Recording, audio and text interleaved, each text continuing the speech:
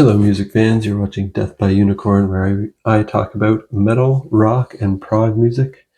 And this is New Music's Alive in 2025. I'm going to talk about how many today? 1, 2, 3, 4, 5, 6 new albums that came out over the past week and give my quick first impressions on them. And I'll talk about them in my order of preference, starting with Panopticon and their album Songs of Hiraeth. Now, I'm not sure if this technically will count as their 12th album. They released 2 albums on the same day on August 15th, so maybe this is their 11th and 12th. But this one is kind of a new album, kind of a compilation and throwback release of rarity and unreleased material from that they recorded in the past. And this is atmospheric black metal with folk and progressive influences. I'm going to put this one in my very good tier. And this one is a collection of songs by this great American band, Panopticon, that were written during the On the Subject of Mortality time period. So between 2009 to 2011. So like I said, hard to say if that makes this a compilation album or a new album entirely, because these are obscure and rare old tracks. Some of these tracks were used on splits with other bands. The first 3 are from a split with Wheels Within Wheels from the past, and some were simply sitting on a computer to be forgotten, intended for splits that never materialized. Some were on a split with Vestige. So it's like some of these have been released, some of them haven't. And then they actually went back into the sessions, they remixed them, they cleaned them up. So this is pretty cool. I like this more than the other album they dropped on the same day, which the other album they dropped is more of a folk album, whereas this one's more the atmospheric black metal, kind of progressive, with a bit of folk. But yeah, this is more of what I kind of expect from the Panopticon sound. But it's still not quite as great to me as 2023's The Rhyme of Memory, which is an album from them that I really loved. I thought was excellent. And that's kind of what inspired me to check this out. So really cool. Definitely check it out if you're a fan of Panopticon. That's called Songs of Hiraeth. Next up, I have one from a band called Orion, and it's called Into Darkness. And this is the 3rd album by this band from the UK. And this one's progressive rock. It's got some metal. It's got some electronic influences. And I'm also going to put this one in my very good tier. Orion is a one-man band from the UK. It's a project by Ben Jones. It's very melodic and accessible progressive rock. And it kind of sits on the border between progressive rock and progressive metal. There's some moments with really pretty, genty-sounding guitar riffs that you'd expect to hear in progressive metal. But the vocals never really go into metal territory. They stay clean, catchy, and accessible the whole time. There's also a lot of electronic influences. Check out the track Someday to get an idea of the sound, as that really combines the prog rock sound with some metal and gent style guitars and some electronic and pop sounds very well. And I put this in my very good tier. I think Ben Jones is really talented, but I'd like this even more if it was even more progressive and if it got heavier. Maybe if you brought in a strong lead vocalist and front person for this. His vocals here are good, but hard to stand out from the pack when there's so many great prog singers. In the final track, Bleeding Hearts Into Darkness Part 2, I noticed the lyrics sounded a bit like religious Christian music, talking about crosses to hang from and how seeing is believing, stuff like that. I'm not sure. I didn't do a full lyrical analysis on how religious or Christian the messages of this album are, but I got a feeling it might be something like that. So if you're into that kind of thing, that might be good for you. If you're not, I'm not as into that kind of lyrical content. That could be a negative here. But definitely check this out if you're a fan of Neil Morris for that catchiness, the kind of religious imagery and emotion and progressive rock all combined together. Or if you like Porcupine Tree or Riverside for how they toe the line between prog rock and prog metal occasionally. I do consider both of those bands to be more on the rock side than metal, but just like I do from this album from Orion. If that sounds good to you, definitely check out Into Darkness by Orion. Now let's talk about Ellefson-Soto and their album Unbreakable. This is the second album by this.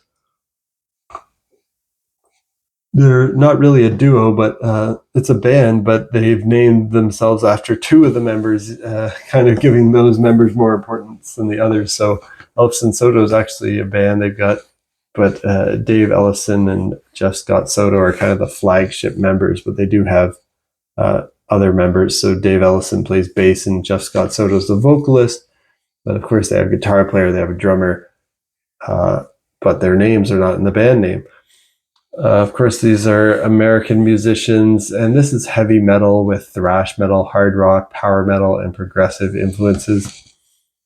And for this one, I'm just going to put it in my good tier. This is former Megadeth bassist David Ellefson and the acclaimed metal vocalist Jeff Scott Soto. He's sung with Yngwie Malmsteen's Rising Force, Trans-Siberian Orchestra, Sons of Apollo, and more. And they're collaborating again here on their second album together.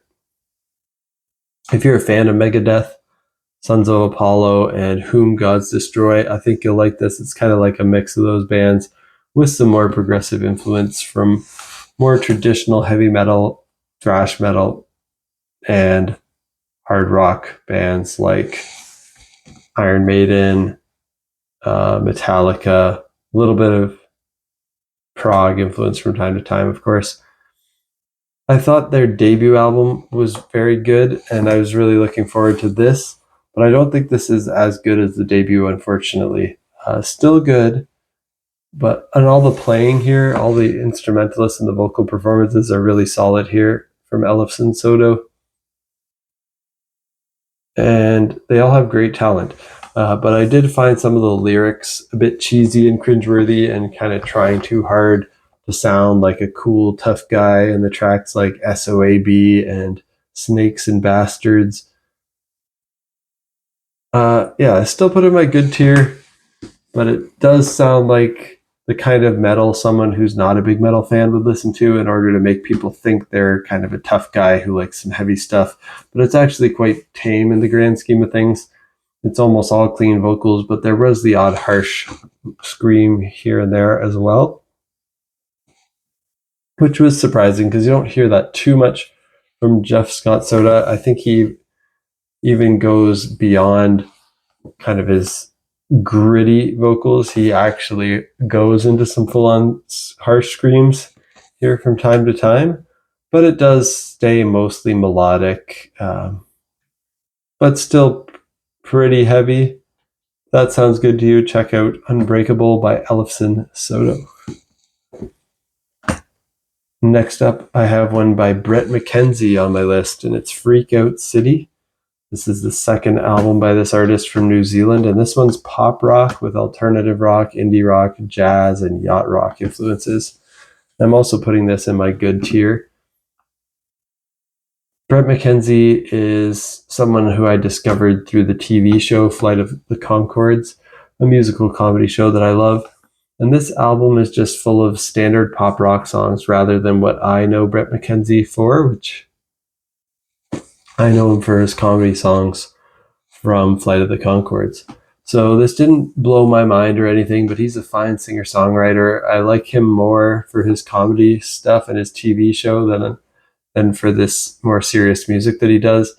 Not that this is super serious. I think there's still some lightheartedness and humor in what he's doing, but it's not really a comedy album, and I checked it out more as a curiosity. I heard his debut album. That one's also good as well, but pretty standard but well executed pop rock music. If you like that kind of music, then definitely check out Freak Out City by Bret McKenzie. And next up on my list is Ricochet by Rise Against, the 10th album by this American band. This one's hard to describe genre-wise. Typically, they're melodic hardcore punk rock, and it's kind of that, but it's also got a lot more alternative rock, post-grunge, pop punk, and hard rock influence on here. I'm going to put this in the good tier as well. I've always enjoyed Rise Against, as they're a catchy but always interesting punk rock band with some heaviness, some cool riffs. They're nothing too groundbreaking, but they're always enjoyable. So I checked this out. Unfortunately, the production and style on this album sounds different from what Rise Against usually does, and it's not in a better way or in a more creative way. The production makes it sound like this is being played live in the room, which some people might find cool. And the vocals it sounds like they're being done while he's playing guitar. So maybe that's what this is. I'm not sure, but it does lead the vocals to not having the same level of perfection as they usually have on Rise Against albums. And also the heaviness and hardcore punk influences have been really toned down here. So Rise Against doesn't sound as powerful as they usually are, and the songwriting doesn't have as many cool riffs. So it's starting to sound closer to alternative pop rock or radio hard rock than melodic hardcore punk, which I think many fans of Rise Against will not be keen on. However, it's still a good tier album for me. It's just far from the heights of my favorite two Rise Against albums that I'd call excellent tier, which are The Sufferer and The Witness from 2006 and Siren Song of the Counterculture from 2004. Check this out still if you're a big fan of Rise Against already. But if you are new to Rise Against, I would say please don't listen to this first. Don't let this be your first introduction to them. Go back and listen to their 2006 and 2004 albums instead if you want to hear some great melodic hardcore punk music.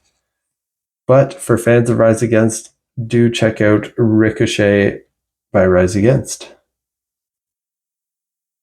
And last on my list for today, I have the second one that Panopticon put out.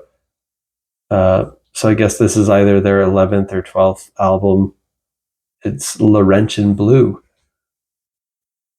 They're an American band, of course, and this is their folk album. It's kind of dark folk with Americana and country and gothic influences. And this one I'm putting in my good tier as well. This one was described as a companion piece for their 2021 piece And Again Into the Light.